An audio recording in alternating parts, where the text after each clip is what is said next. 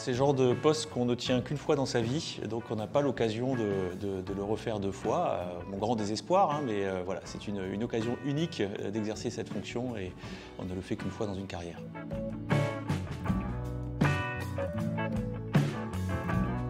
Oui, c'est un grand défi, hein, c'est un grand défi personnel puisque en fait vous arrivez avec une immense tâche à accomplir, un système complexe à comprendre, une organisation à maîtriser et puis rapidement il faut que vous donniez un peu le là de vos équipes, vous donniez votre empreinte et la direction à suivre. Donc les premiers temps sont un peu difficiles, hein, il faut le dire, mais bon, rapidement, la mission étant exaltante, eh bien, voilà, vous entrez dans ce train qui file à vive allure et puis vous faites ce que vous avez à faire avec beaucoup de plaisir rapidement parce que vous travaillez avec des gens formidables et puis des missions incroyables.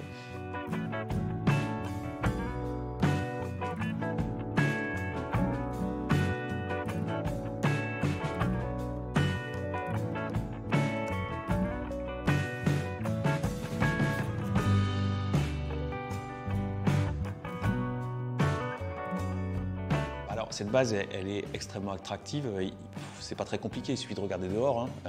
Voilà, on est dans un site exceptionnel. C'est une des plus grandes bases en termes de superficie de France, qui est connue pour la diversité de ses missions, ses unités très différentes qui l'occupent. Et puis on est dans une région absolument exceptionnelle. Donc les militaires qui viennent ici découvrent les joies de cette région, en profitent et ne restent jamais indifférents à cette affectation qui restera toujours dans leur carrière un petit peu particulière. Et il faut bien le dire, il y a quand même beaucoup de militaires qui finissent par revenir ici quand ils ne sont plus militaires ou qu'ils font un choix de changement de carrière parce qu'ils ont adoré être ici à Cazaux. Alors moi j'avais eu la chance d'être déjà affecté sur cette base il y a une vingtaine d'années, donc je la connaissais un petit peu, j'étais vraiment très content d'y revenir. Alors, la base poursuit ses missions, on va dire, connues de formation, hein, notamment de formation des pilotes de chasse, des missions opérationnelles, au travers notamment de son escadron d'hélicoptères, hein, qui, les habitants du coin le savent, hein, puisqu'ils réalisent des missions aussi de sauvetage au profit des marins, au profit des plaisanciers, comme encore récemment.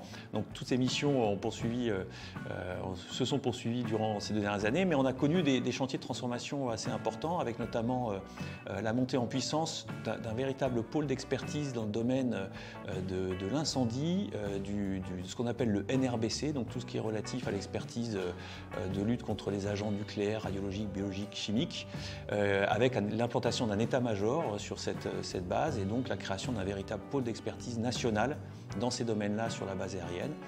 Également, nous avons mis en œuvre une transformation des cursus de formation des pilotes de chasse, puisque petit à petit, l'ensemble des pilotes de l'armée de l'air et de l'espace vont être formés non plus sur Alpha Jet, comme ça a été pendant de nombreuses années le cas ici à Cazaux, mais à Cognac sur un nouvel appareil, le PC-21, avec une formation qui aura lieu entièrement à Cognac, alors qu'avant elle était divisée en plusieurs bases selon les aéronefs employés. Donc il y a toujours une transformation permanente, hein, de nos missions et de nos organisations qui permet d'être plus efficace et de répondre aux défis d'aujourd'hui et de demain.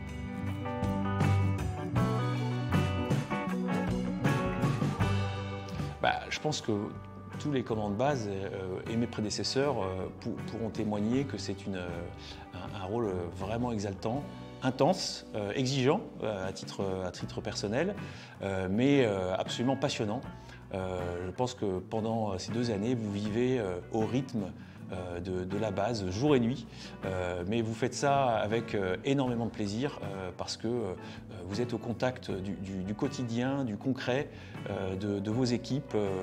Vous êtes là pour essayer d'insuffler une dynamique, de résoudre des problèmes au quotidien et ça c'est absolument passionnant. Et puis quel plaisir de venir le matin ici sur cette base et de voir cet environnement exceptionnel. Donc moi j'en garderai vraiment à titre personnel un souvenir indélébile et ça restera un de mes moments forts de ma carrière, ça il n'y a aucun doute là-dessus.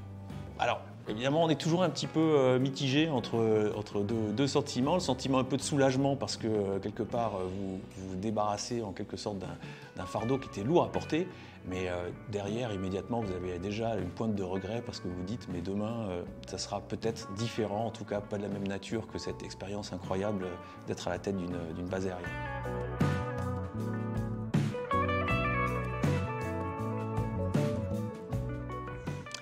Je crois qu'au titre des moments vraiment forts de cette période de commandement de 2 ans, je ne peux pas passer à côté de ce qui s'est passé l'été dernier avec les incendies de la Teste, parce qu'on a tous vécu collectivement une crise absolument exceptionnelle avec cet incendie hors norme.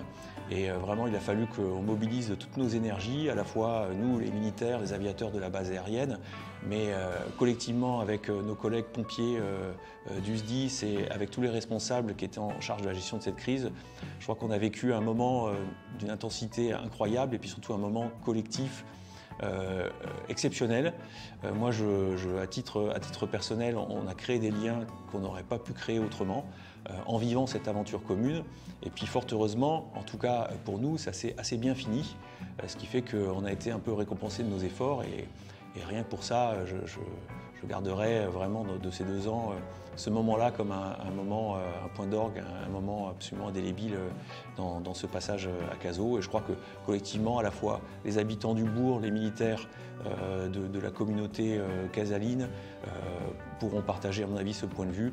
Et je discutais encore avec les autorités locales ou préfectorales et on a tous ce même sentiment partagé d'avoir vécu un moment tout à fait unique. Malgré l'intensité du sinistre et puis la menace qu'il faisait peser sur le site et puis sur notre environnement, finalement, il y a eu quelques dégâts matériels légers, surtout à l'extérieur de la base. Et puis, il n'y a pas eu d'impact sur la réalisation des missions. Nous n'avons pas eu de blessés, on n'a pas à déplorer de pertes, qu'elles soient matérielles ou humaines. Et rien que ça, c'est quand même un vrai motif de satisfaction.